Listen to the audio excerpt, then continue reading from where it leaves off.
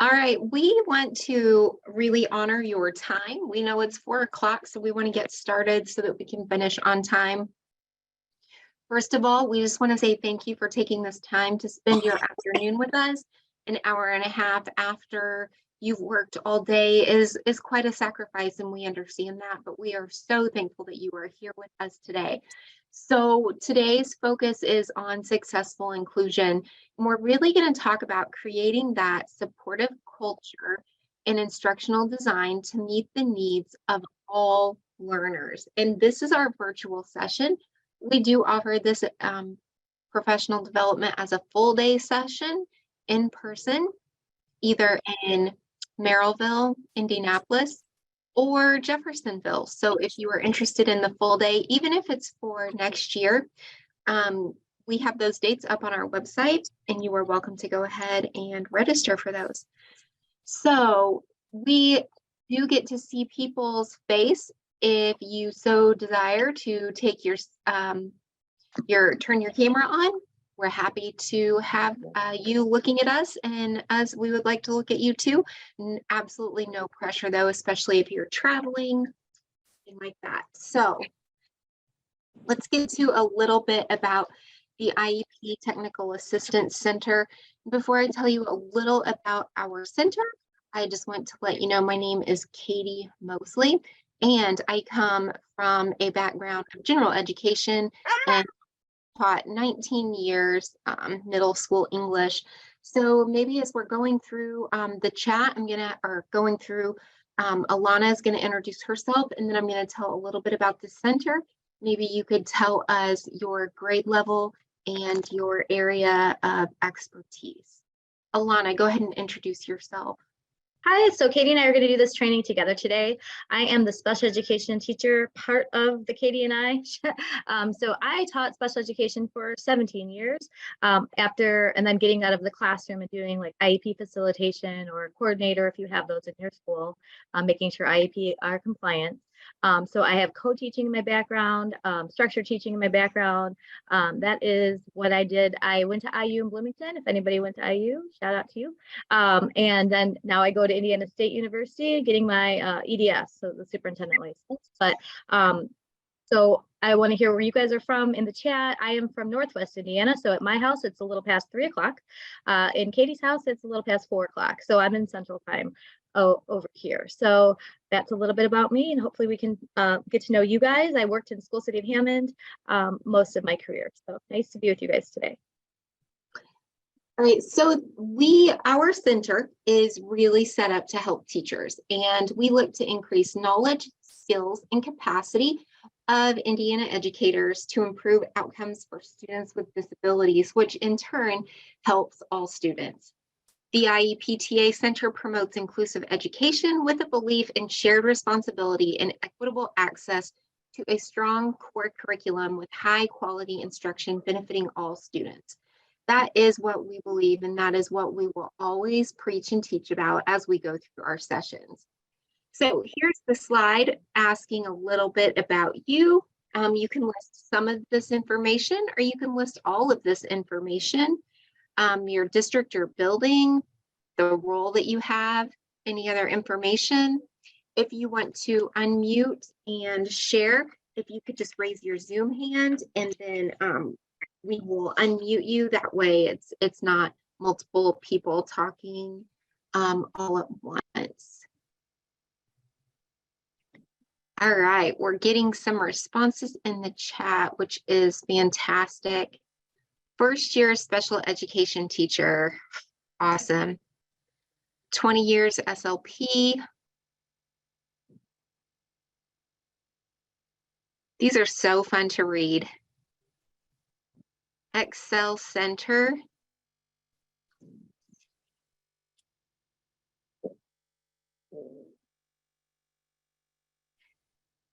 Yes, Dawn, it's so great to see you on again. I know you joined us last week too.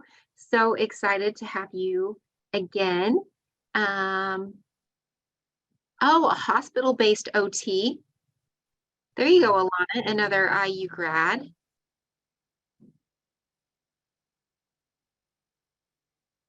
Okay, so it looks like we are from kind of everywhere. Oh, and another IU grad, this is fantastic. We have so much range of experience and different backgrounds. So we hope that this is a really interactive session, as interactive as it can be in a Zoom format. We want to be sure that we're giving you guys information that is beneficial for you. So a few learning objectives that we have for you guys.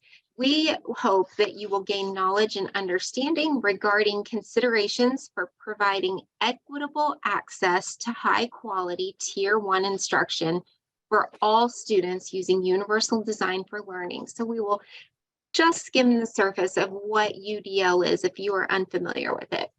We'll also look at the educator's role in ensuring that specially designed instruction is provided to meet the needs of students with disabilities. The research supporting inclusive environments and practical strategies to promote success of all students. So we've got some resources put together for you all. You can go to the Padlet that is on this slide. Alana, could you type that in the chat also? And if you want to copy and paste that into your browser, you can. There will be all kinds of information. The presentation slides should be in there. If they are not, we will get those uploaded shortly. Different handouts and resources that we are going to show you today as we work through this presentation. We've got some resources in regards to research, just about inclusion. We all know that inclusion, it really does work and it benefits all students. I was in a training today that with Julie Costin, if you are familiar with her, and she said, it's pointless now to ask if inclusion works because we know it works. She said, that's like asking if the world is round. We know it's round. So as we jump into this inclusive practices training, we want you to, in the chat, just type some words or phrases that you would describe, that you would use to describe an inclusive culture. And if you need to unmute to say, shout out some words or phrases, feel free to go ahead and do that as well.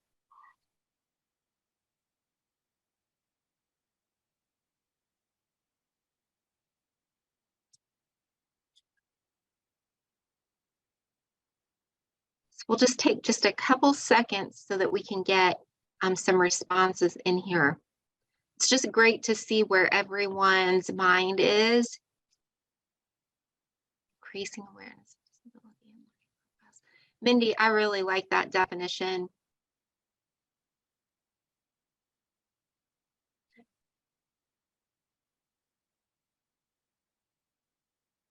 All right. Oh, community, family, belonging. Yes. We know that the sense of belonging is so important, and really not just for kids, but even as adults. I think it's safe to say that we want to be able to find that we fit in somewhere. Co-teaching and collaborating, yes. Meeting students where they are. You guys are getting some great words and phrases to describe an inclusive culture. If you think of more, feel free to throw them in the chat as we continue on. Also, we will be monitoring the chat, Alana and I, as we tag team this. So as I'm presenting, she will scour the chat, and when she's presenting, I will do the same. So that if you have a question, please put it in there. We don't want you to leave here thinking, man, I wish I would have asked. You're always welcome to email us. But if you have a question, somebody else probably does too. And I know that sometimes I don't always make things very clear. So please ask us to follow up with something, ask for an example, ask us to restate, anything like that's great. So that being said, I'm going to turn it over to Alana. Okay, so we really are talking about all means all. So every student, you know, we always say at the center, and we really believe this, that general education, all students are general education students first. Some students need special education services at times, right? But really, if you have the mindset that all students are general education students first, it all means all. So that's kind of what our little tagline or quote, and we really do believe that. So we're going to watch this video. This is Shelley Moore, Dr. Shelley Moore. She just got her PhD. So she's talking about the evolution of inclusion. She's really great. We're going to just listen to this quick video, and then we'll talk about this after. Katie's going to get it up right there.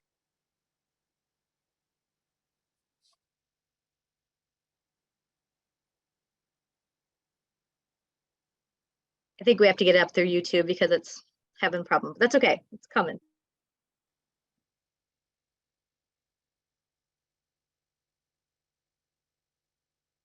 And while you watch the video, if you have any aha moments, please feel free to put it in the chat. Anything that you connect with, anything you think that she says that makes sense or that you haven't thought about, you can do that as well. All right, Alana, can you see the screen with the video? I can. Thank you. Welcome to 5 more minutes. 5 minutes or less. Teaching and learning of all students. I'm your host, Shelley Moore. Today's topic is the evolution of inclusion.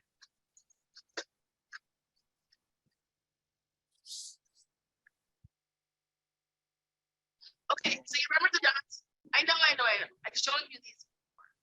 One colleague of mine suggested to me once, he goes, what if we didn't look at these concepts compared to each other, but instead as evolution of time? It was totally brilliant. And we can look at this timeline through the lens of any marginalized population. But to understand,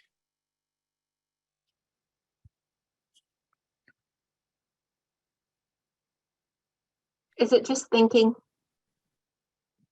Yeah, it stopped.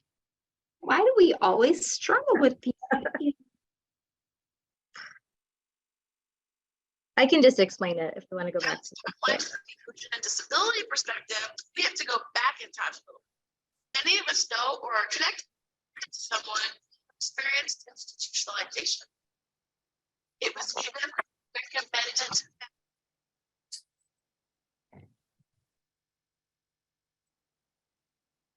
Okay, so maybe I will just put the link in the chat. Alana? By doctors. Yep. Although fine. We'll just talk about it. It's okay. Totally fine. So Shelley Moore is talking about the evolution of inclusion and talking about going from really segregated, students were not even in schools, the same schools as their peers at all, right? And then eventually now that their students are in the same schools as their peers, it's a lot better, but it's not perfect. So we're going to go back to the PowerPoint and then we're going to show you those slides and I'm going to try to sum it up. She does it way better than me, but I'm going to try to sum it up as well as that I can. And Katie's going to switch over to the other one. I'm getting there. I know. I'm sorry, guys. Technical difficulties. Usually it just embeds right into that and you push it and it works. All right. All right. So there are 5 minutes and she has all these videos on these great things, backwards design to inclusion, but she really pushes for inclusion and she wants to really think about it in different ways. So on the left, so the green dot are supposed to be the representative of the general education students, right? And the colored students are in the different colors are the students with special education services. So prior to, IDEA and, laws that had students go into the same schools as everybody else, they were at different schools. And that's the dot on the left. Thank you, Katie, for putting that in. If you guys want to watch that on your own time, it is a great resource. And we're getting a little bit better, right? So as we move to the continuum on the right, on the left, the students are, so the kids are in the same schools as the other students. If you have a self-contained classroom, the kids are maybe down the hall. Like, when I first started teaching almost 18 years ago, none of the students are really in the class with the general education peers. Even the students with special, just learning disabilities were not in the same classrooms, right? So we're getting a little bit better at each of these circles. So the next step is the third step, and this is what we often see in classrooms where there is a special education teacher and a gen ed teacher sometimes working together, sometimes not. But students with learning disabilities or mild disabilities are in the same classroom as their gen ed peers, but they might be at the back of the room with like the table, or which students have the special education services. The green dots again are all the Gen Ed students. And then the different colors are the special education service students. So that is typically what we see. And we're trying to go for the inclusion to really have them all be together. Everybody belongs in the classroom. You don't know who the special education students are or the Gen Ed students are, but everybody is in the classroom together. That is where inclusion lies. And then I think Shelly was in a class and she's a professor and she was talking to her students and she was saying this. They're like, why are the green dots all the same? Like, even though I'm a Gen Ed student and I don't have an IEP, I am not the same as Katie. Katie and I are very different. We are Gen Ed peers, but we are still different, right? Why can't we all be different colors? Every student in your classroom is not the same, right? They're not the same as each other just because they're a general education student. They have identities, different identities, they have different cultures. So really, inclusion hopefully will going to be everybody's different. You look at the teacher looks at their list and just because the students have a special education services, they're not the same, but neither are the Gen Ed students. We all have our strengths. We all have our weaknesses. If I could ask you right now what your strengths are and your weaknesses in the chat, you probably could shout it out. If you want to, that would be great too. Like, I'm really really good at reading, but my stretch is math, but I never had services, but we're all different. And so she really tries to challenge that notion of inclusion and not just being students really belonging, but all students celebrating that diversity and the differences. And that's when we really have arrived. When everybody in the classroom isn't just these green dots versus the colored dots, but we're all the different colors, we're all the different things. And the teacher can look at their roster and they can say, we're all going to have different ideas, different strengths, different weaknesses, and that's okay. And she's going to teach to that. So that's really what we like to think about at the center and just in general. So if I'm going to ask you guys, which step are you at? Do you think that you're at, we're hopefully in the middle where the kids are in the room, but are they really interacting with the other students? Does everybody know who the general ed kids are and the special education students are? Or is it really a good mix? Is it really flexible grouping? Thank you and you can reflect in the chat, or you can, that would be great, because that is where we want to think about where we are and trying to move to the right, trying to say like, we can get there, we can get further, because hopefully we're at least in the middle and going to other, and there's no right or wrong answer, but I know it depends on your culture of your school and your district to where you are, but we're really trying to get to that right where everybody is celebrated for the differences, and we're not seeing it as a deficit, but more as a stretch. Like, students have stretches and we're going to try to reach that and not try to fix them. So that is kind of my version of what Shelly says. She says it way better, so you guys can go watch that on your own time. Thank you though for bearing with us on that. So I already kind of talked about this. We are all different color dots and that is actually a good thing. And the more we celebrate that, the better. So I'm going to ask you this question. You guys are going to put it in the chat, or if you want to like thumbs up me, or if you want to put a high five, you can also do that as well. Oh, great. I love it. So we're reading the chat too. But we really think every child learns and achieves to high standards. So I'm going to have you think about your setting, and I'm going to give you some examples, and you're going to think about and reflect on this also. So what does that mean in your school? So if I'm saying every child learns and achieves to high standards, that that the learning targets are posted, even in the resource classrooms, if you have resource pull-out classrooms, every child is able to learn those things. Learning includes academic and social competencies. So that means, are you spending time on teaching those behavior components as much as those academic components? So do you have behavior matrices? Are you teaching those students expectations after a break? Or, you have to spend time on math and reading, but you also have to spend time on students' social awareness or student awareness. Wellness and all of their behavior. So are you doing that in your school? Do you think that is like part of your school's plan, and that's what's happening at your school? Is that a belief of your school? Every member of the education community continues to grow, learn, and reflect. What does that mean? That means if you have a professional development, that you invite the paraprofessionals to come with. The counselors. Is everybody in your school able to learn, grow, and reflect on what they're learning? Because everybody needs to learn and reflect and grow, not just the teachers, but really all the staff. Like, so if you have anyone that needs to know the information, can they know the information? Do they know it? Every member of the educational community is responsible for every child. I was a special education teacher. And sometimes when my students would act up, can you imagine that?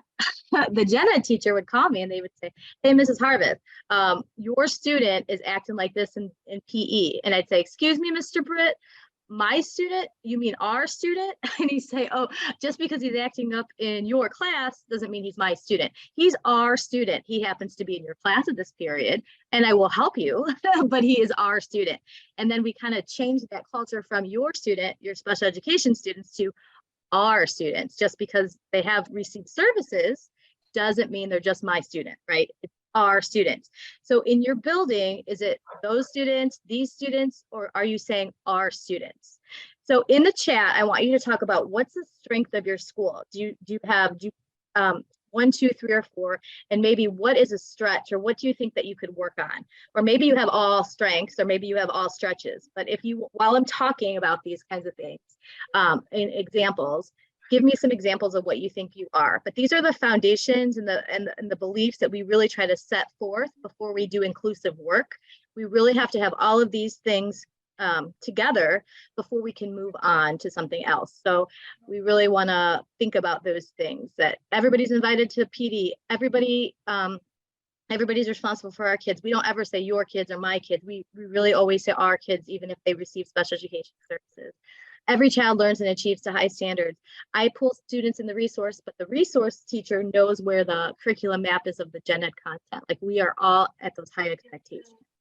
And then making sure that those behaviors and social competencies are taught, not just told. That students should know how to behave, but you really take time to teach what that looks like and what that means, and you spend time on those things. Thank you guys for adding that to the chat.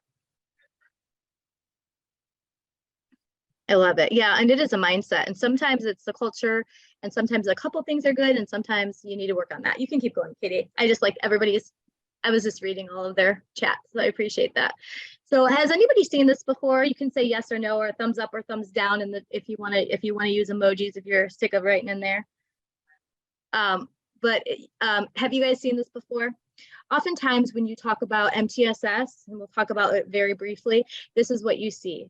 Universal, no, okay. So this triangle, yes, you've seen this. So this triangle usually stands for, it's universal design for learning, and people talk about it's the whole child approach. So tier 1 is your level 1 at the bottom. 80% of your students should be able to know or do behave a certain way. Great, I love the thumbs up. And then there's targeted behavior, or tier 2. So 80% of the students know what to do, right? But there's still like 15% that need an extra layer of support, another help. So that's targeted behavior. Intensive should only be 5% of your population, and that would be the students receiving tier 3 support. They need lots of intervention because they have a lot going on. They need the most support at the top.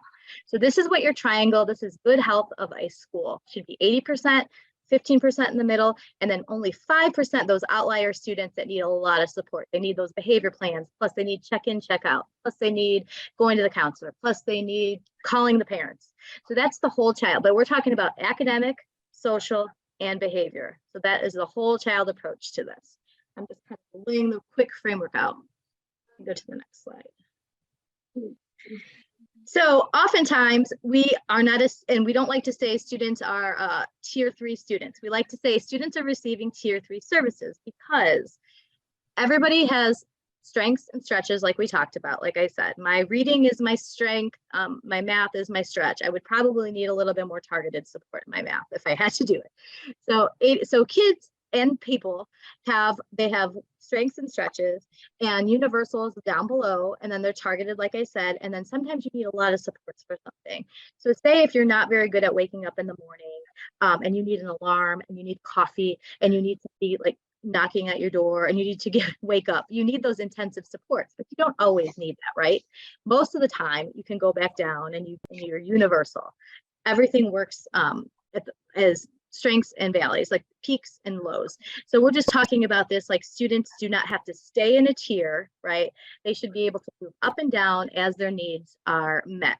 So this is just the whole child approach. You receive more services when you need it and less when you don't. And again, it's kind of like tier 1, tier 2, or tier 3. You might have heard of that, or universal, targeted, and intensive interventions at the top.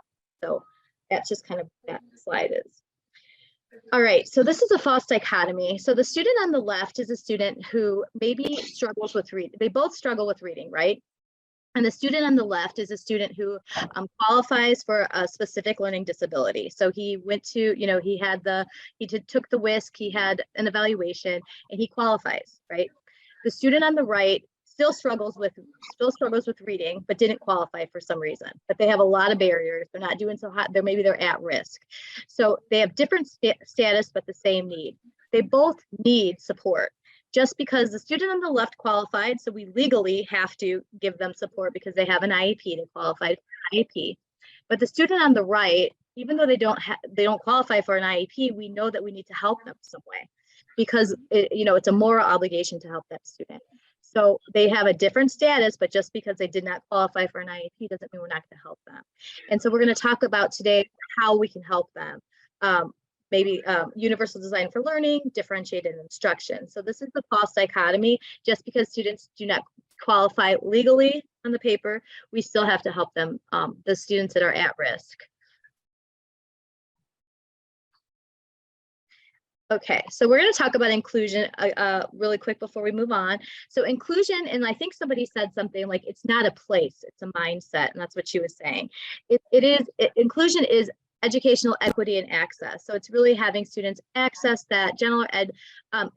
Often, like maybe a long time ago, maybe 10 years ago, they talked about mainstreaming. Have anybody heard of that? That's teaching for a long time. And that was when everybody had to like earn their way into general education, right? Like they had to act a certain way, do certain things, and then they can get to try to go into gen ed. We really need to have all students gen ed students first. So we really are trying to provide access to all of them first, and then we're going to give some support to help them stay in general education. I know it doesn't happen for all kids, but we really try to have that mindset. It's not a dump in hope. We really have to support that teacher. It's a sense of community and belonging. Katie said, like, adults need to feel belonging, and so do students. It's not just a gen ed student with a one-on-one untrained aide or a trained aide.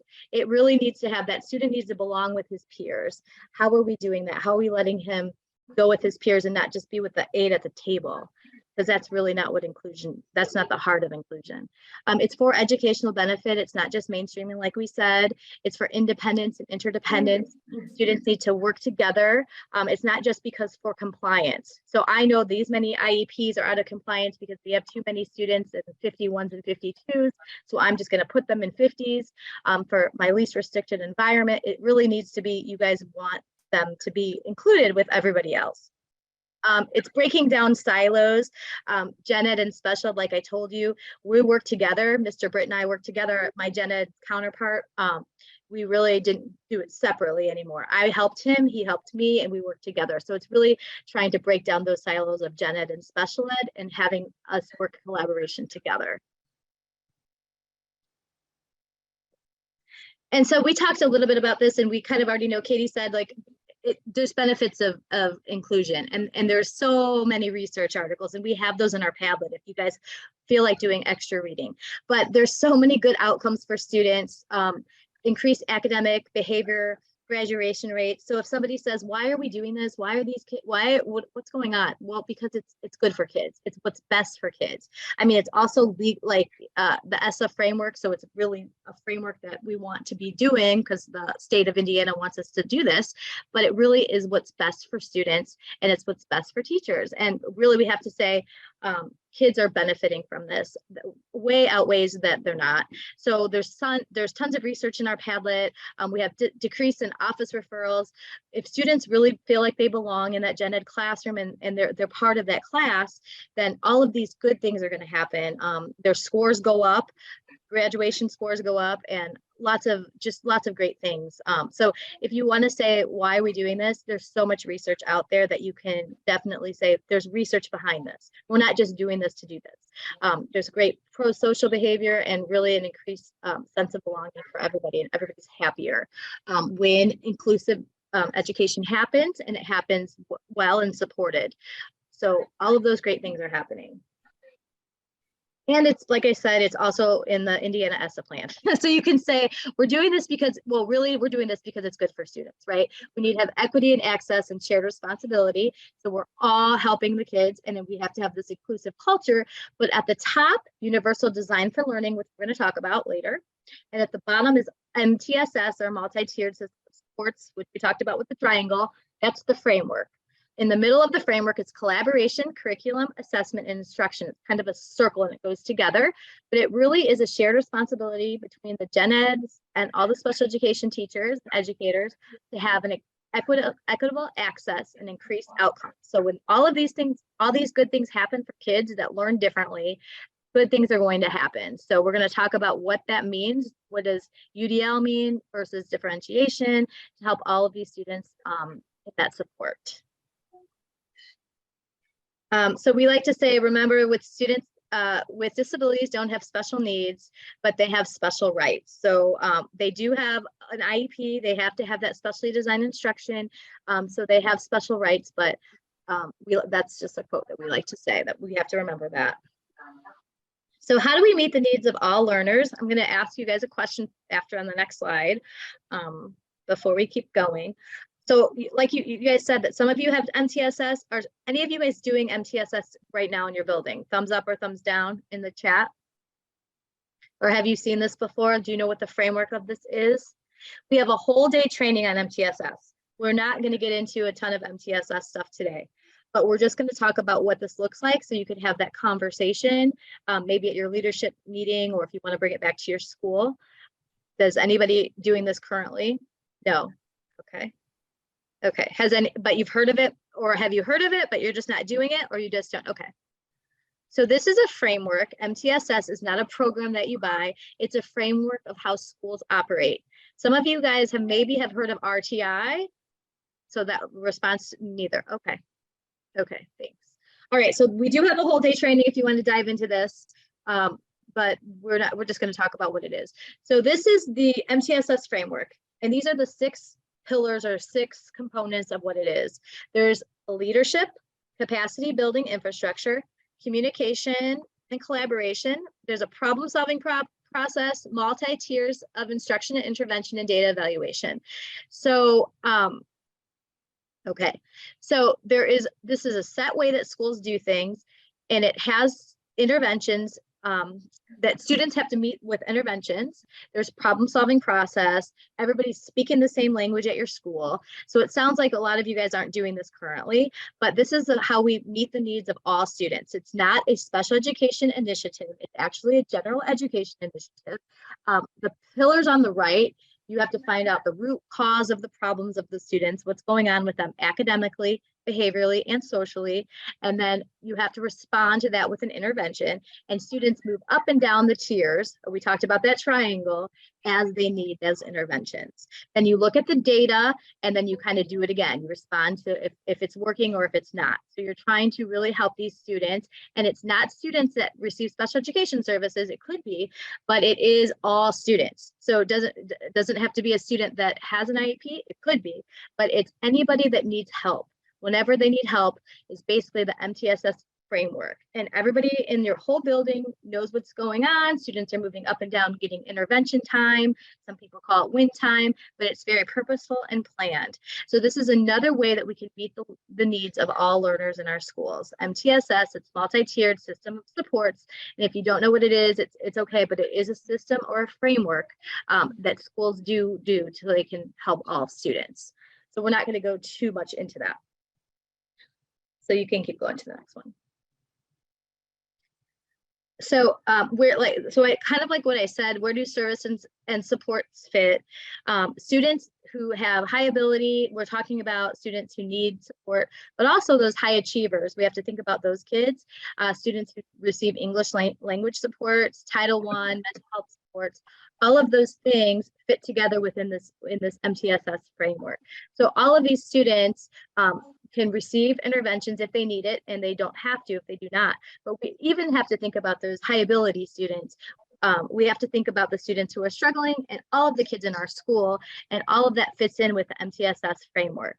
If you're not doing it currently at your school, that's okay, but at least you know what it is. It's a framework, and it really is servicing all students as general education. And we're trying to intervene as needed, and then maybe have them go back to the tier 1 when they don't need that support. So all of these things fit into that triangle. It's kind of just a quick overview of that. All right, Katie's going to talk about differentiated instruction. We're going to spend some time talking about a couple different frameworks that we can use as part of our inclusive practices. So differentiated instruction is one such model. If you have heard of differentiation, just let me know in the chat. You can give a thumbs up. You can say, yep. But Dubé and Hockett have done a lot of extensive research on differentiation, and Christina Dubé does some presentations. She's done several for our center, and she is wonderful when it comes to differentiated instruction, what it is, how to do it, and giving examples.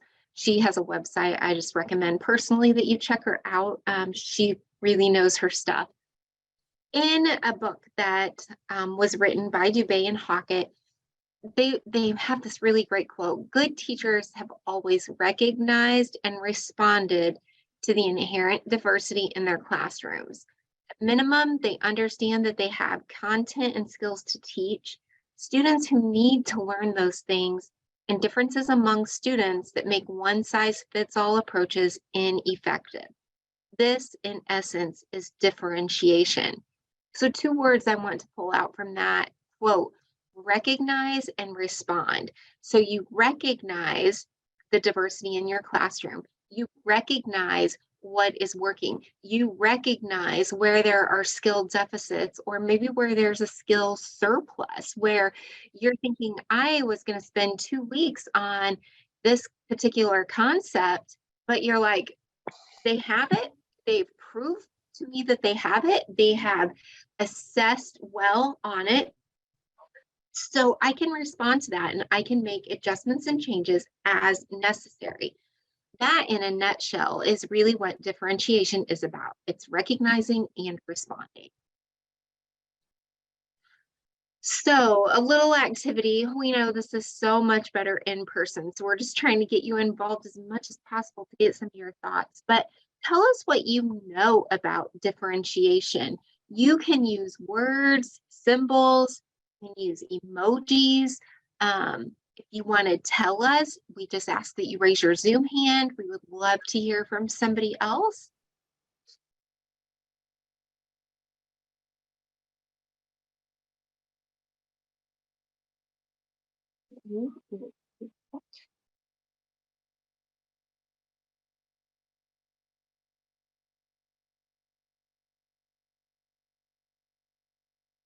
You know, at this point, anything you know about differentiation is great. Even if you think it might be time consuming, or maybe it makes you a little nervous, that's completely okay. You can just let us know. And if there's something that we need to spend more time on, let us know. We can respond and react to that. And the same for if you have more questions, please be sure to ask. So different pathways, using manipulatives for math. It changes the field to make it equitable. You know, really, when we look at differentiation and we go back to that model that Alana talked about with where a child fits within that pyramid, you know, it's kind of all over the place. Because like Alana said, we all have strengths. We all have areas that we might not want to admit are weaknesses, but are weaknesses. And differentiation can really hone in on those strengths and challenges for our students, and it can enable some of those challenges to become strengths. So this graphic represents a little bit about differentiation in a very, I would say, simplified model. But it's kind of messy. And if I look over, I'm just looking at the full screen on my computer. For whatever reason, it won't show me the whole slide on the left. So if I'm turning, you still have my full attention. I'm just trying to look at the slide.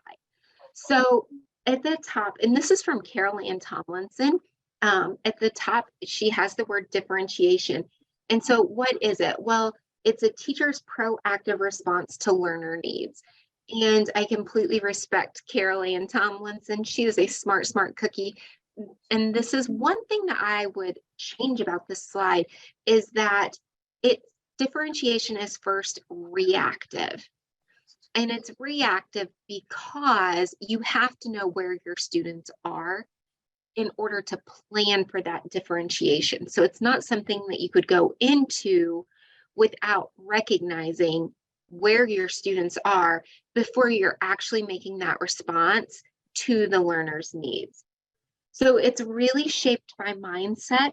For some, differentiation is a concept that is like, yes, I love it. I'm ready to go. I want to jump into my classroom. And for others, it can be a sense of, this is going to be so much work, or maybe I don't believe in the idea of differentiation. And you might encounter some staff members like that in your buildings who don't really believe in those inclusive ideas. And so differentiation, even for students in a general education classroom, may not seem like it would work for them. So this graphic, though, I think it breaks it down so that you could present it to them in a much easier way to digest. So there are really 5 guiding principles to differentiation. Building classroom community. That's so important. As we know, and we have talked about, inclusive classrooms build that sense of community, that sense of belonging that learners really need. You know, that sense of belonging helps people to relax. It helps our limbic system to just be like, okay, now I'm ready to learn. But if we're in an environment where we feel like no one is for us, we're going to constantly be thinking, how can I get out of this? Am I going to fight it, or am I going to flee? And when students are in that frame of mind, they're never going to learn. You could be the best teacher in the world in terms of content, but if the student doesn't feel like they belong, they're not going to learn the material. High quality curriculum. This goes back to the idea that all students are general education students first.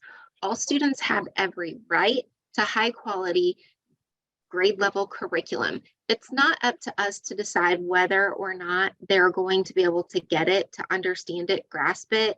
We are tasked with giving them that information, using multiple modalities to the best of our abilities. It's ongoing assessment. So just that constant awareness of, where are my students and how can I respond to that? How can I adjust my teaching strategies? How can I assess my assessment strategies even? Because maybe you're trying to assess on a skill in a way where students know the content, but they can't express their understanding of the material to you because there's some sort of barrier to the environment. And we'll talk about that more with UDO. Flexible grouping and management. Again, flexible grouping goes back to that idea of really responding and knowing where your students are. Groups, small groups should not be the same. It shouldn't be the same group of kids going to the same kidney-shaped table, or the same group of students going into another classroom, right? It's about people having different strengths, different challenges. So those groups are always going to be fluid and they're never stagnant. And then really teaching up through respectful tasks. Giving students a respectful task is important also for that sense of building the community and relationship piece. So don't underestimate a student's ability just because you are putting a limitation on them. Don't set them up for failure, but at the same time, if everyone else is going to be dissecting a frog, don't have the student coloring a picture of a frog. Make it the activity accessible. So teachers can really look at differentiation through 3 different lenses. You've got the content lens, the process lens, and the product lens. And we're going to hit on this again. You'll notice that differentiation and universal design for learning kind of bleed together because the principles will start to sound the same. You'll be like, is that differentiation or UDL? And the truth is, it could be either. So the content is the stuff. What are you trying to teach? The process, how are students taking it in? Is it all sit and get? Or are you providing multiple modalities? Maybe they can listen to something, maybe they can watch something. And then the product, how are they showing you what they know? It doesn't always have to be a paper and pencil test. Maybe it could be a diagram. So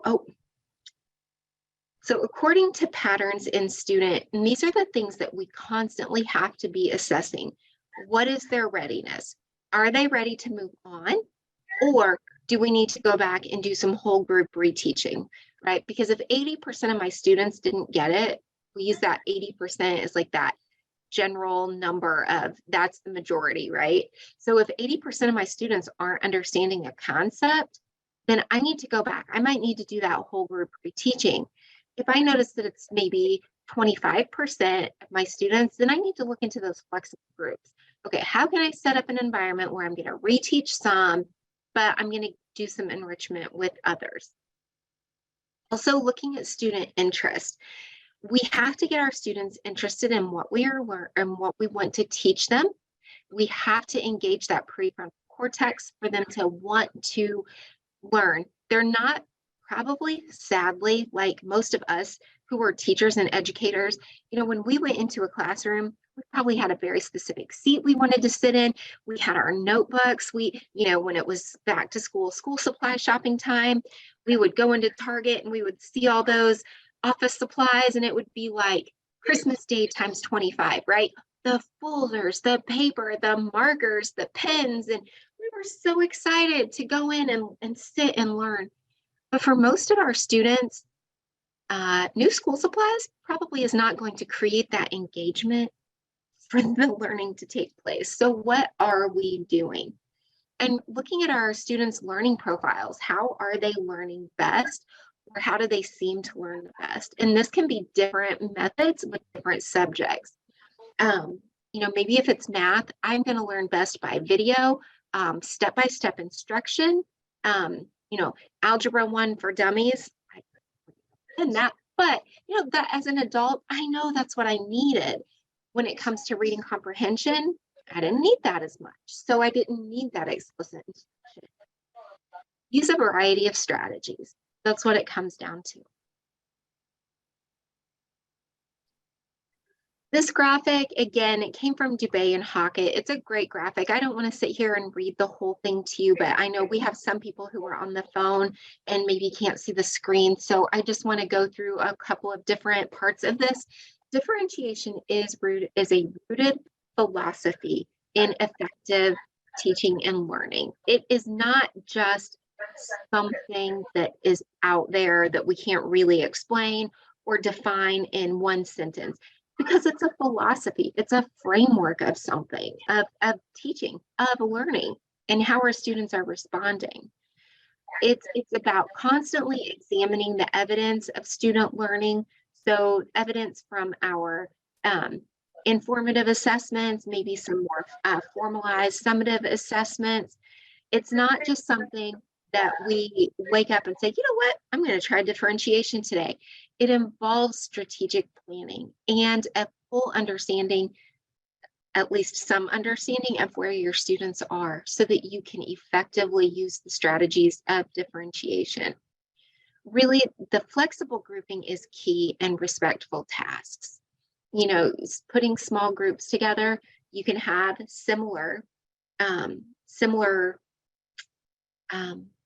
levels, like everyone's like it kind of like this level 2 in the group right now, and then I might have a group of a level 4.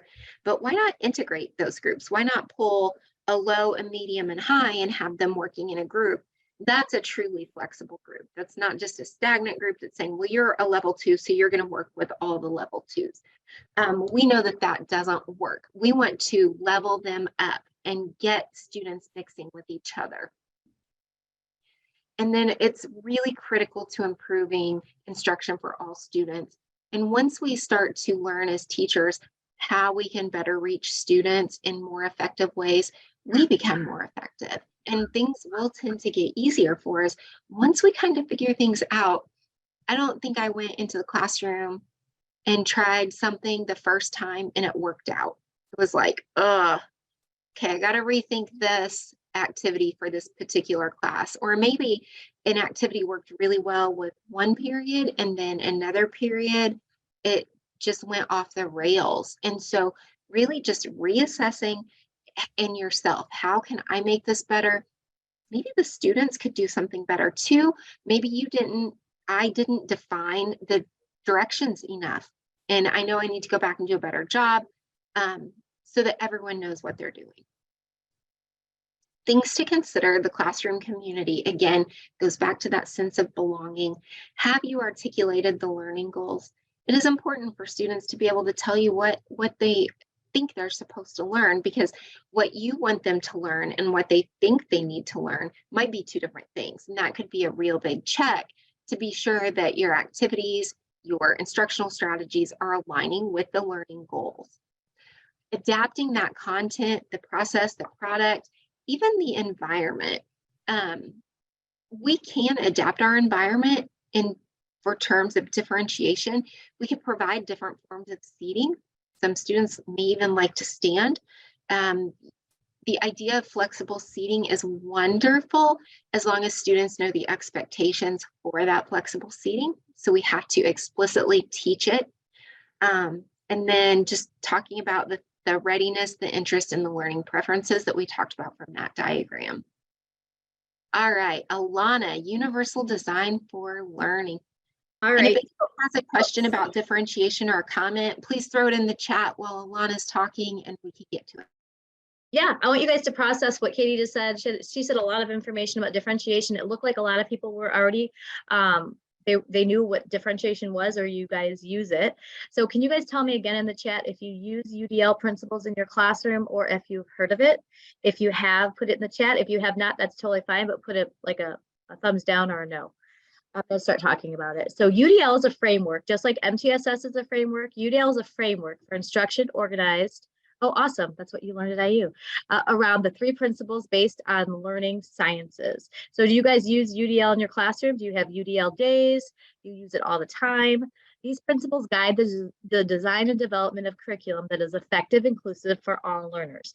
So we're going to talk about the differences between differentiation versus UDL, what the difference is. I'm going to give you a concrete example so that we can kind of understand what that means. So these, awesome. So, and tell me if you're using UDL in your classroom, tell me what's working and what's not, also in the chat while I'm talking, since you guys already do this a lot. I know it's great that they're all using this. So this is brain science. It's research based, and do not feel bad if you're not using UDL principles. Because I've been doing some classroom observations and I have not seen it yet this year. So I'm super pumped that you guys are doing this right now. So the first pillar is the why of learning. If students have to have the multiple means of engagement, or the why, if they do not know the why or the purpose, they're not going to care about the what. You have to really spend some time on the why. That's the first pillar. The second is multiple means of representation, or the what, the learning input. I think Katie called it the process. Like, what are we learning? The content, what are we learning? And then the multiple means of action and expression is the third pillar of UDL, and it's the how. How do we know that they learn what we taught them? Is it always an exit slip? Can they show us a different way? Can they act it out? Can they do something different? So those are the 3 pillars of science. This is how our brain works. And this is showing you which part lights up when you're talking about the why versus the what versus the how. It's just kind of a nice, from CAS.org. They're the main people from UDL. They know everything about UDL. So if you need anything from any sort of resources, please go to the udlguidelines.cas.org at the bottom. You have it in your slideshow, but I see that a lot of you guys know what UDL is. So tell me how it's going in your classroom in the chat also. We'll keep on talking about it. You can go to the next slide. So customize opportunities for success. You need to recognize your students' internal and external strengths and opportunities for growth, and design environment and instruction to maximize opportunities for success. Okay, so here's an example of the difference between differentiation and UDL. I went into a classroom recently and they're talking about what a simile is, a metaphor is, and what automatopoeia is. They had it like that. The learning target was to define each of those by the end of the class. So if I was doing that lesson in UDL land, I would ask my students to show me what they know. And the class that I experienced was a really great class, but everybody did the same exit slip, and everybody had to answer the same questions. So in a UDL class, they would get a choice. So they would get to choose how they're going to show me what they learned. So they would either do a PowerPoint about what the differences between metaphors, similes, and onomatopoeias. They would maybe talk to their neighbor and tell their neighbor what their definition was orally, because maybe their barrier is that they can't write very well, but they're still able to tell me. They're still able to master that standard and objective for the day, or they might be able to draw a picture of a metaphor or a simile and explain it with like, maybe they can want to illustrate it or draw it and maybe explain it through words. So I'm giving them the choice to show me what they know. The learning target has not changed for any of the students, but I'm going to remove some barriers. If you do not want to write that day, you can tell me. If you do not want to fill out the worksheet, you can draw it. So giving them an opportunity to show me what they know in different ways is UDL. The difference is they get the choice to pick. If it was differentiation, I would look at my exit slip and I would say I had like 25 exit slips from the day before, and 5 kids did not understand the differences between all 3 of those things. So the next day I would pull a small group that did not understand it at all, and I would give them more examples of what similes, metaphors, and onomatopoeia are in a different way, maybe through pictures. Maybe we did it the day before through the novel that we're reading. The other students already know how to do it, so we're going to give them an enrichment activity, while I take those other kids, because I know what their scores were, and I have to have them learn it again and show me in a different way that they know how to do it. That's differentiation. I'm looking at their scores, I'm looking at their tests, and I'm putting them in groups based on what their scores say. UDL lets them pick. I know that my class has different barriers, but maybe my students need something, but they get to pick what they need. So that is the true difference between differentiation and UDL. UDL is very proactive, removing barriers for all students. Differentiation, like Katie said, is reactive, looking at student data and putting students in groups based on what you know. Let me know if that makes sense in the chat. I hope I explained that correctly. So thinking about you as a learner, so raise your hand if you like to watch things, or if you like to read things, or if you like to hear information, or you like to do things, or by multiple modalities, or you can put it in the chat. What kind of a learner are you? Like, for example, when I'm tired and we had to read a book, for my work, and I kept reading the same paragraph like a million times. I don't know what's going on. I couldn't understand it. And so I had to buy it on Audible, because I was like, I need to listen to this today. And it just, sometimes your multiple modalities. Great, thank you. So exactly. So some days I'm good at reading it by myself. Other days I need to listen to that material. So you somehow, I don't know, it depends. Yes, it depends on the content. Absolutely, I agree with you. Great, thank you. I'm glad that you like the explanation. I love examples because I've been in classrooms, and that's how my brain works too. So yeah. So thank you. So yes, I also, like you said, it depends on the content. It depends on the day. If I'm it changes. So as students, they need some choice. Sometimes they're able to listen. Some people are visual learners. Sometimes you need to listen to that. Sometimes you need the teacher to read it to you. Like, even if you are a student that knows how to read, some days you need to be on point because you're kind of tired and you just need the teacher to read it to you. So you're going to pick the group that the teacher reads to you. And then other days you're going to sit at your desk and you want to listen to the computer by yourself. So in a UDL classroom, you let students choose how they want to receive that information, how they want to show you that information. That's like the best thing that I could think of with those kinds, if you don't know what UDL is. So thinking about that, custom design for your classroom environment, thinking about ways to engage students, like I just said, options for presenting content, like sometimes you need to present it through a video. Katie was talking about with differentiation. These kind of sound the same through video, auditory. Today I was in a classroom and they were doing like shapes, like 3-dimensional, 2-dimensional shapes. They actually had the models, and then some of the kids with the learning disabilities, but they were like, I need to feel it. I actually need to and they were feeling it, and then they would erase their answers and get it right then, which I loved that they were doing these hands-on things. And some students really need, and they knew that they needed to. One student said, I get it now. I just needed to hold it. I just needed to hold the shape. That shape did not make sense when you were drawing it on the board. And I love that. So that was great that the student recognized that they needed that for their learning. So again, we're going to go really quick because we talked about this, but multiple means of engagement, again, is the why, the purpose. I need to know why I'm learning about something before I need to know the what. If you're doing a story and you're reading about kindness, we're going to really talk about what does it mean to be kind in our classroom? What does it mean to be kind in the hallway? What does it mean to be kind when you get older, when you get a job? The more that the students believe in the why are we learning this? The what is easier. So that is an effective network, and you have to spend some time on those skills of the why so the students buy into the what. And that's just part of the UDL brain science. So, and the next pillar, oh yeah, this is the part of it though. Do you have choices for your students? Why is it relevant? You got to try to make everything relevant to your students. Why do they have to learn? They always say, why are we learning this? So might as well just think of some choices. Tell them why. Do they feel safe if they make a mistake? Is it going to be okay in that classroom?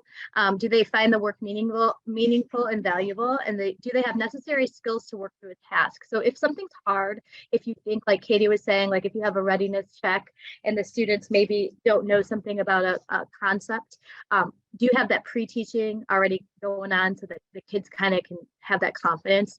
And then do you have high expectations for your students? Removing the barriers does not make it easier. It just means that they can show you what they know the best that they know how. So just really thinking about that with the why. You can, and I like your chat, so keep on going. I appreciate that. Sorry, Alana, I'm trying to like type things into. No, you're fine. No, you're fine. You're fine. I'm reading the chat, so I appreciate it. And if anything, if you have an aha moment, please put that in there too. So the recognition network is the what. That's the second pillar. So that's what is the learning input? What is the teacher doing to give me the what, the content? Am I hearing it? Am I seeing it? Am I feeling it? Am I listening to it?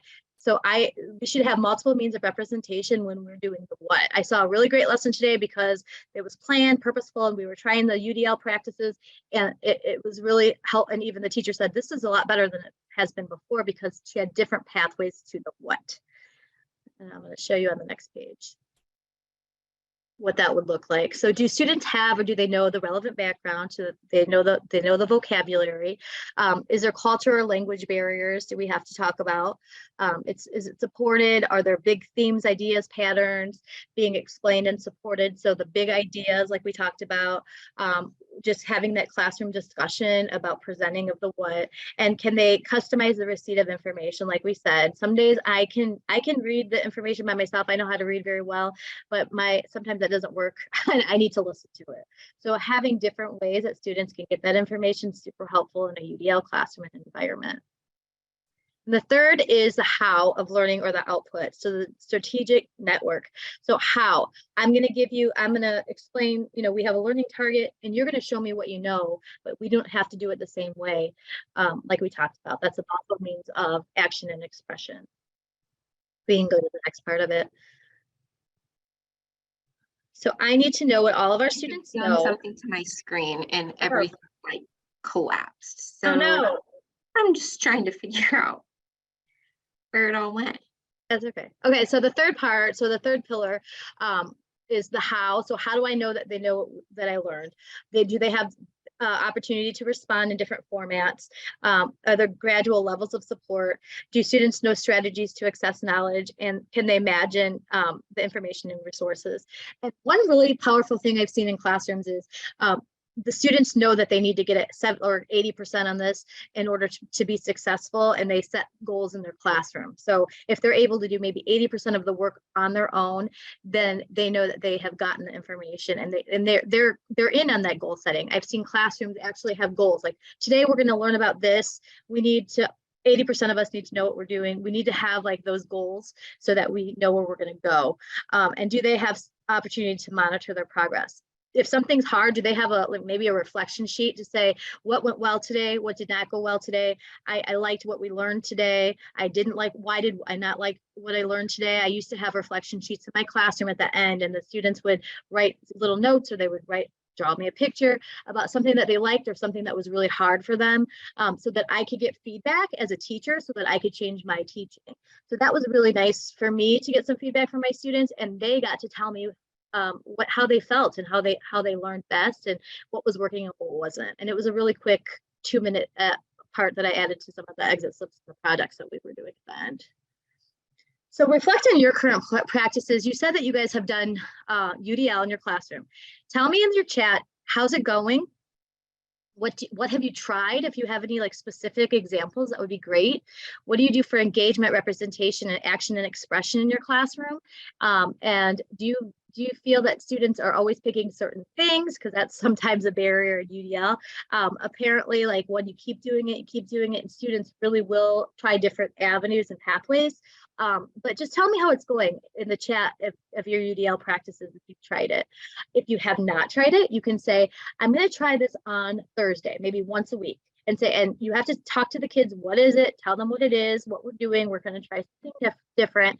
It does take a little bit more time to plan it, but it really will pay off in the end. So whatever your practices and what you're thinking about is fine, but maybe put in the chat what you think that you're doing now and what maybe a goal that you could have for yourself. So I put I said a lot of things out there, but tell me if you're doing UDL. If you're not, that's okay. Maybe you want to try it. But we have also resources and books at the end of this. Katie's going to, awesome. Thank you. We have some resources that you guys can, and maybe one person can win a book. If we have a book, I don't know, over there. So I'm gonna let you go to the next part. Thanks, guys, but keep putting in the chat whatever your thoughts are on that. All right, so we're going to jump to especially, I'm sorry, what is required for students with disabilities? And the answer is surprise, specially designed instruction. So we know that we have thrown a ton of content at you, especially if you are newer. Your head may be spinning because you're like MTSS, UDL, differentiation. Just take a deep breath, just try to take a couple things away from this. Alana and I are here for supports. We'll give you our contact information, and we come to your schools even to present and to talk through, problem solve, all of that good stuff to help schools deliver the best that they can for their students. So specially designed instruction is federally mandated, right? It's what makes special education special. It's adapting the content, methodology, or delivery of instruction to address the unique needs of the child that results from a child's disability and to ensure access of the child to the general curriculum. So this definition is very important, but it leaves a lot of interpretation up to the schools. The schools can decide how they want to implement SDI. Maybe it's a corporation. Maybe the state that you work in has even come out with more guidance on SDI, right? Because we know we have to follow federal first, and then the state can add to it. They just can't take the federal law away. So we really have to take a look at this SDI piece. It's been in law since 1975, which is a really long time. And I was born around then, so. But as we look at that specially designed instruction and really what it is, where it could be done, we could have SDI in several different domains. These are several that Marilyn Friend hits on. We might have those academic SDI pieces, or maybe even some organizational, right? I bet you all have seen goals where a student may have an organizational goal. And really that SDI piece, if you're not in the land of special education, general education teachers, you can help with the instruction of SDI. And it's in a very important spot in the student's IEP. If you look under their goals, when it talks about present levels, where they are, where you want them to be, and then it's really the how are you going to get them there, right? It has to be something special that's being done for that student that's not something that's universal. So SDI is different from UDL and differentiation in the fact that SDI is not a universal support. It's not a universal philosophy for every student. The SDI part is what makes special education so special. If a student didn't need instruction in a different way, then there would not be any need for an IEP. So you can see some of these different categories here. We actually do a full day training on SDI. So to condense it into about 5 minutes is an extreme challenge. One of my favorite quotes regarding SDI comes from a book from Anne Benninghoff, and I'm going to read you the quote. I have it right down here in front of me. She says that years of low expectations have resulted in terrible outcomes for students with disabilities. Most students with disabilities will not need adapted content in order to be successful. Instead, they need changes to how they are being taught rather than what they are being taught.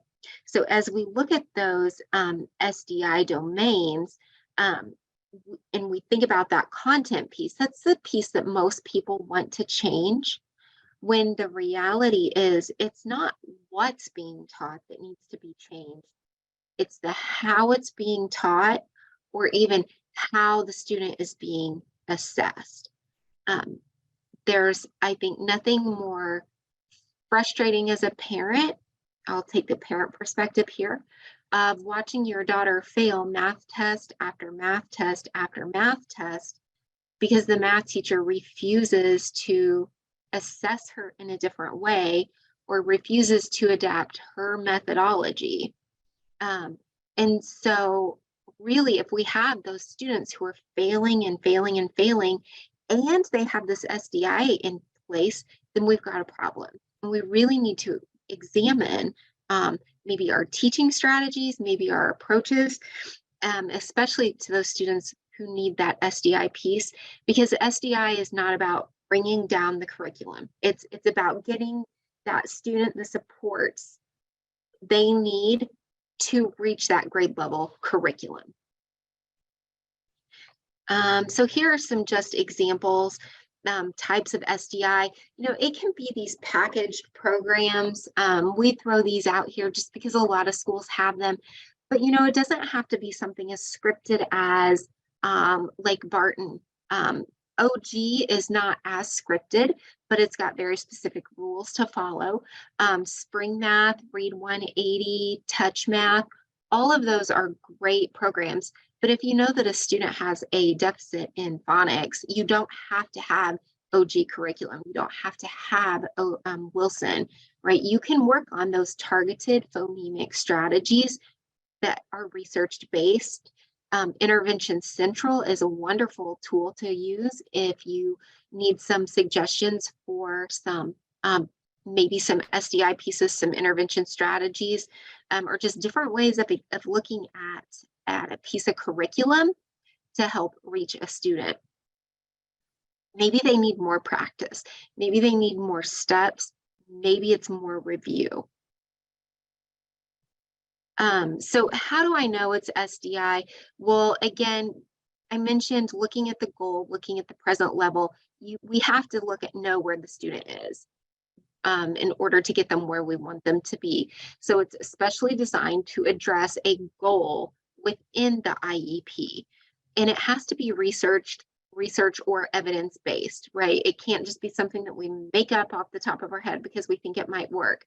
We need to be sure that we're using those research-based strategies. It needs to be teacher-led. So that can be the gen ed teacher, it could be the special education teacher. Para-educators can assist with SDI under the guidance and direction of a certified teacher.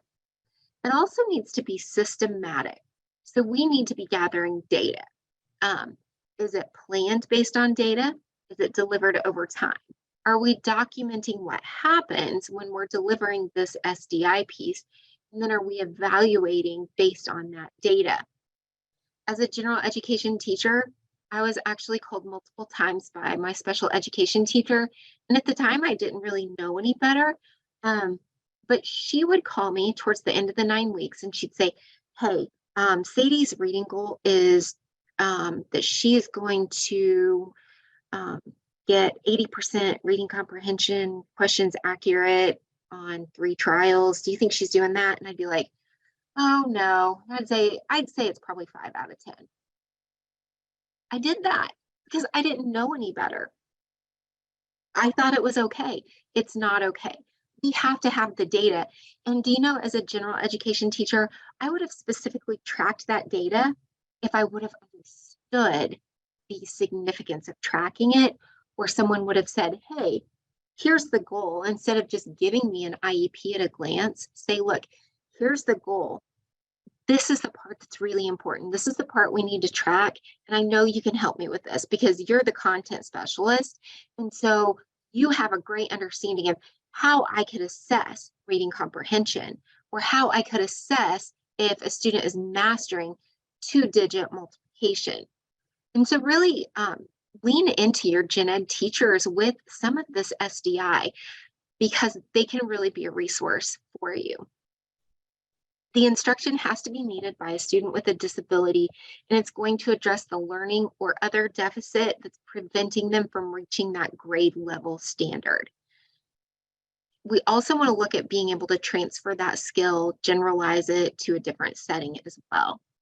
So this is just a great graphic with accommodations and modifications and the difference between the two, right? We really need to watch with modifications because we're changing the curriculum. We're changing what is being required of that student to be able to show mastery of, whereas accommodations are just tools that we're giving students. And accommodations are completely different from SDI, because an accommodation is, like I said, a tool that a student uses, a hundreds chart, a calculator, something like that. Those are not pieces of SDI because it's not led by a teacher. Okay, can you send this page to our emails? Is it this page, the accommodations and modifications page? Because if so, you should have access to it on the Padlet, but if it's, I will double check. And if it's not, I'll get it up there on the Padlet because it should be. It's a great resource for everyone to have.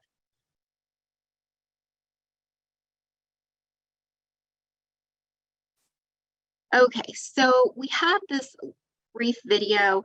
I'm going to cross my fingers. This one tends to work a whole lot better than the Shelley Moore video. I know that we are also coming up to about 12 minutes left. So as we watch this video, I want you to think about the considerations for UDL and SDI that we've talked about, even differentiated instruction. We're going to see some examples of that in here. I don't think any educator could watch this video and not tell me that her students didn't, or the teacher didn't know where her students' abilities were before preparing this lesson. And then just in the chat, kind of throw those examples in there when you see them in the video. So we're going to watch the video. You're going to look for examples of UDL, SDI, differentiated instruction. When you see one, throw it in the chat. That is an opinion, but Daniel shared it. I'm a word person. I feel great when we're all reading and discussing and writing papers. That feels super comfortable to me. But it's not successful for all my students. So I need to disrupt that for myself. Now, right before we sample it, Nick, tell everybody, what is it that you need to be able to do by the end of class today?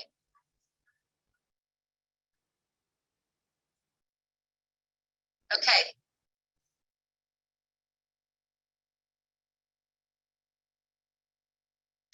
It's not working again, is it? Here is a job that I need. I need every person in this room to get a plastic cup in any single day. You'll have a variety of access to content. And I do find that deepens engagement for gen ed kids, for special education kids, for all different kinds of students, because there's more to do. Like we gotta keep it moving. Otherwise it gets really boring. So it's trying to find a way where there's something that's video, where there's something that's audio, where there's something that's visual, where there's something that's read.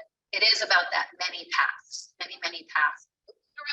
Floating around, nobody's connected to anybody else, floating around. Now make one milk protein.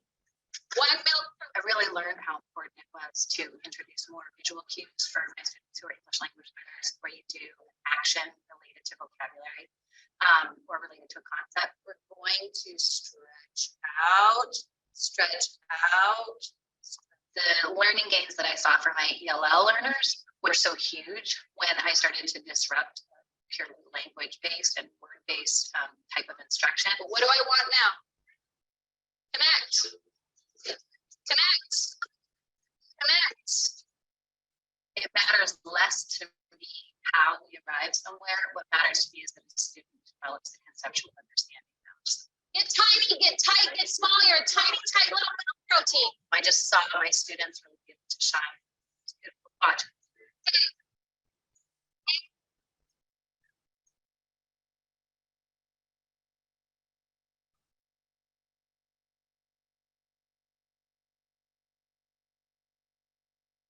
All right, so what are some things that we saw? Students moving around. Yes, for sure. I like that she had the students restate the learning objective. Were they able to tell her what she needed to learn or what they needed to learn? Sometimes the kids were writing, sometimes they were watching a video on something. She incorporated lessons that involve all types of learners, absolutely. Multiple modalities, yes. Let's see, we had someone ask about the link to the Padlet. Alana, can you throw that in while Yep, I'm getting it right now. Thank you so much. Okay, so really some closing quotes that we want to leave you with. Once the process of creating an inclusive culture is put into motion by someone, be it a second grade teacher, a custodian, a parent, or even a superintendent, we know that the inclusive mindset and practices can then grow exponentially. And we do know that. This is from a Julie Costin book. And then the other quote is from Shelley Moore. So she was the lady from the video, the first video. If we can now extend inclusive education to include every diverse learner, then we can also start to view inclusion as not something we simply do. Instead, it becomes something that is. And that's another great quote. So we want you to think about, where are you in your inclusive journey? And where do you go next? So where are you as an individual for your classroom? Where's your school? We would love to help you with those next steps if you are interested. So I'm going to go through some resources, and then I'm going to share our contact information with you. So these are just a couple of our favorite books from different categories that we've picked. So for culture, one without the other, this is a Shelley Moore book. And then another one is Your Students, My Students, and Our Students. Leanne Young is fantastic, and she helped to write part of this book. If you're looking for a book on differentiation, Christina Dubé and Jessica Hockett have these two books that we highly recommend. And Alana is going to be picking a name for a winner of a resource. So Alana, when you have a name, just throw it in the chat, and then whoever wins, if you could email us your mailing address and tell us which resource you would like, we'd be happy to send you a book. All right, and then UDL, Universal Design Daily. We have a couple of different books on UDL. And then this Universal Design for Learning document on the left, you can actually get from the Patents page. Patents also offers a UDL lesson planner. So you guys will have access to this from the Padlet. And then our favorites from SDI, it's Ann Benninghoff, which is my newest favorite book, Specially Designed Instruction, Increasing Success for Students with Disabilities. I have it right here. I have it tagged, highlighted, or Specially Designed Instruction for Co-Teaching. And that's Marilyn Friend and Tammy Barron. And then the document on the left you can find on the Padlet and on our website. So before, oh, I just put a name. okay, so Carrie Zeller. Yeah, she's gonna. All do the right, link so today. Carrie, you can send us your info. I will show it to you here in just a second. But the link on the left will take you to the evaluation for the session for today. Alana and I would love feedback, and you can also have an opportunity to put anything in there that you would like more information on. You can also request our services through our website. If you look at the link on the right, iepta.org, you can find our workshops and you can find the job form for the request to have us come and work with you and your schools. So again, we would really appreciate the evaluation, and I am putting that link in the chat right now so that you can copy and paste. It's just a short eval, I think, 4 questions. And if you have anything to let us know, you can put it in the chat. We appreciate your time. We know that you guys are doing great things. If you want to know anything else about, we talked a lot, we talked fast, I talk fast. We have a lot for you to process, but if you want anything, a resource, please reach out to us. We are here to help you and hope you found something that could take with you tomorrow to your classroom.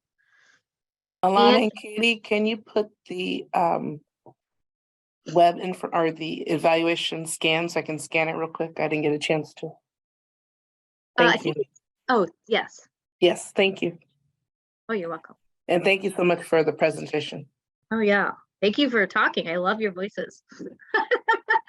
Appreciate you guys.